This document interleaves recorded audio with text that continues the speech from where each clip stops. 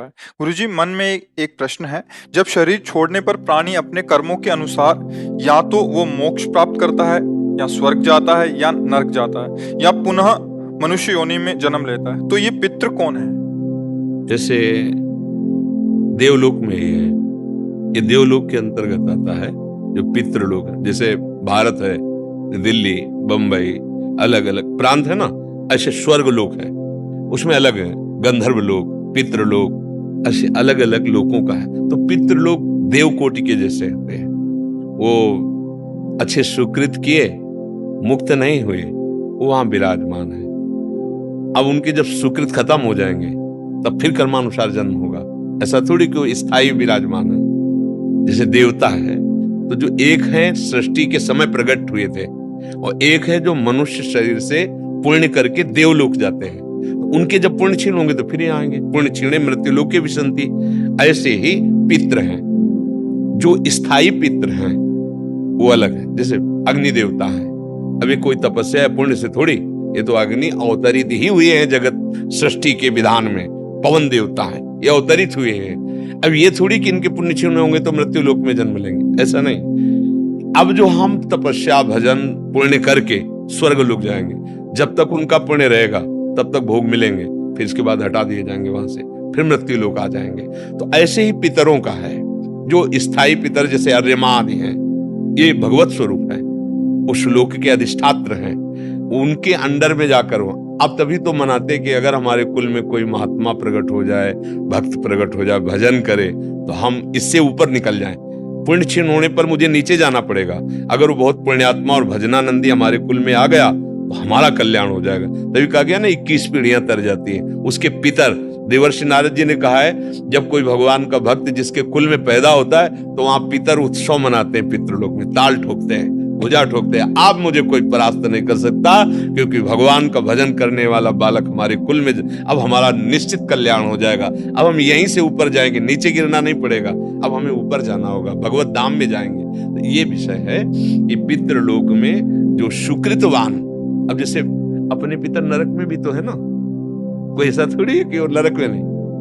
दोनों प्रकार के कर्म जैसे होते हैं ना, तो जिसकी जिस कर्म की वृद्धि हो गई, अच्छे बहुत कर्म हुए तो देवलोक के पितर, और बुरे कर्म हुए तो पितर नरक लोक में भी तो है ना, नरक की यंत्रणा भी भोग रहे हैं। तो दोनों अभी अधूरे ही तो है ना, दोनों अधूरे हैं। पूर्णता को ना तो स्वर्ग वाले प्राप्त है, वो तो नरक ही है, उनको भी जन्मना होगा, इनको भी जन्मना होगा। ये थोड़ा अच्छी सुविधाजनक जेल है, और वो जो नरक है बड़ी असुविधा और कष्टप्रद जेल, जेल दोनों ही है। देवलोक कोई स्वतंत्र लोक थोड़ी है कि परमानंद की अनुभूति होगी। पूरा का पूरा जलन वैसे ही होती रहती है। अपने बगल से विमान निकला, अपने से कई गुना अच्छा और कई गुना सुंदर अप्सरा, कई गुना सुंदर उसके सुख सामग्री, तो देख के ईर्ष्या हो रही, जलन हो रही। इसके बाद स्मृति आती रहती है, ये पुण्य खत्म हो जाएगा। जैसे आप बहुत 5 स्टार होटल में कमरा लिए, हर व्यवस्था आपकी है, और आपका बैंक बैलेंस कम होता जा रहा है, आपके दिमाग में चले अब क्या होगा, जिस दिन बैंक बैलेंस खत्म हो जाएगा मुझे धक्का मार के होटल से निकाल दे। वही दशा, जहां निकलने का समय आता है तो उसके गले में पड़ा हुआ पुष्पमाला कुम्हलाने लगता है, बस भयंकर दुख उसको होता है। ये अप्सरा छूट जाएगी, ये विमान छूट जाएगा, ये सुविधाएं छूट जाएगी, अब पता नहीं कहाँ जन्म होगा। फिर जहां खत्म, जैसे आपका पैसा एकदम खत्म, अब वहां से धक्का मार के निकाल दिया गया। अब वो आएगा इस लोक में जो बचे हुए सुकृत है, पूर्व के जो जमा हुए हैं, जो भोग चुके हो अलग, जो पूर्व के जमा उनसे कुछ हिस्से में, अब वो कहां जन्म लेगा वो भगवान विधान करते हैं। ऐसे नरक से पाप कर्म भोगा, पवित्र हुआ, अब वो कहां जन्म लेगा। लेकिन ये दोनों अधूरापन ही है, सोने की जंजीर और लोहे की जंजीर जैसा दोनों बंधन दोनों को है।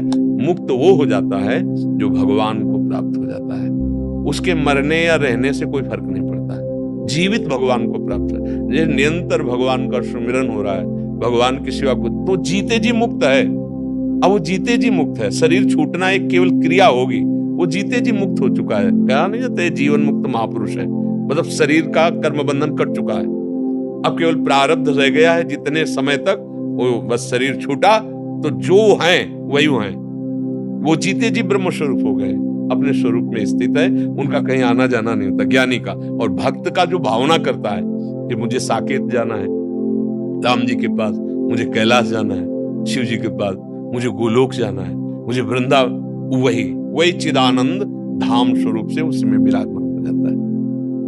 ये मान के चलें कि जैसे फौज में यूनिट पे पहुंचने से पहले एक ट्रांजिट कैंप होता है, बीच में कुछ दिन के लिए वहां पर उनको रखा जाता है जिससे कि यूनिट पहुंचने से पहले उनको सब समझ आ जाए। तो ये बीच का हिस्सा है, अभी पूरा नहीं हुआ। नहीं देखो उसमें क्या है, मतलब मोक्ष। अब देखो उसमें क्या है कि उसको तो लक्ष्य तक पहुंचाना है, पर ये लोग लक्ष्य से रहित है, इनको लक्ष्य का ही पता नहीं है ना, इसीलिए तो भटकाव होता है। नहीं अभी लक्ष्य का पता हो तो वहां थोड़ी बीच में जाना है, सीधे लक्ष्य में पहुंचना है। ऐसा थोड़ी कि सबको स्वर्ग ही जाना पड़ेगा, नरक ही जाना पड़ेगा, नहीं, सीधे भगवत प्राप्ति। ये मनुष्य जन्म में यदि हम सुलझ जाएं, सही से भजन करें, तो हमारे शुभ अशुभ दोनों भस्म हो जाएंगे। शरण निरापक पद रमित सकल अशुभ शुभ नंस, सकल अशुभ शुभ नंस देत सहज निश्चल भगत, तो जय जय श्री हरिवंश। दोनों खत्म हो गए, शुभ तो स्वर्ग का काम खत्म, अशुभ तो नरक का काम खत्म, और भजन किया प्रभु का तो सीधे लक्ष्य की प्राप्ति। ये विश्राम स्थल नहीं जाने पड़ेंगे, समझ पा रहे हैं आप? अगर आप विश्राम स्थलों में गए तो लक्ष्य है ही नहीं आपका, तो लक्ष्य को जानते ही नहीं, फिर यही जन्म हो। अब लक्ष्य बने तब वहां जाओगे, ऐसा थोड़ी कि वहां से आके बीच में पड़ा हुआ फिर आप ऊपर चढ़ जाएंगे, ऐसा नहीं होगा। समझ रहे ना? उसमें तो लौकिक प्रक्रिया है, इसमें ये प्रक्रिया नहीं है। इसमें आपकी गति ही इतनी केवल है, उस गति को समझा ही नहीं आपने, तो बार बार यही भटकना पड़ेगा। पुनरपि जननम पुनरपि मरणम पुनरपि जननी जठरे शयनम, बार बार जन्म बार बार मरण होगा। आस्तंभ पर्यंतम सर्वम मायामयम जगत, सत्यम सत्यम पुनः सत्यम हरे नाम केवलम। हरि नाम ही तुम्हें पहुंचा सकता है, भगवान नाम ही तुम्हें परम पद में, यहां से लेकर ब्रह्मलोक तक सब मायामय जगत है, परिवर्तनशील है। ब्रह्मलोक का भी तो परिवर्तन होता है, जब सृष्टि लय होगी तो वो भी खत्म हो जाएगा। समझ पा रहे हैं आप?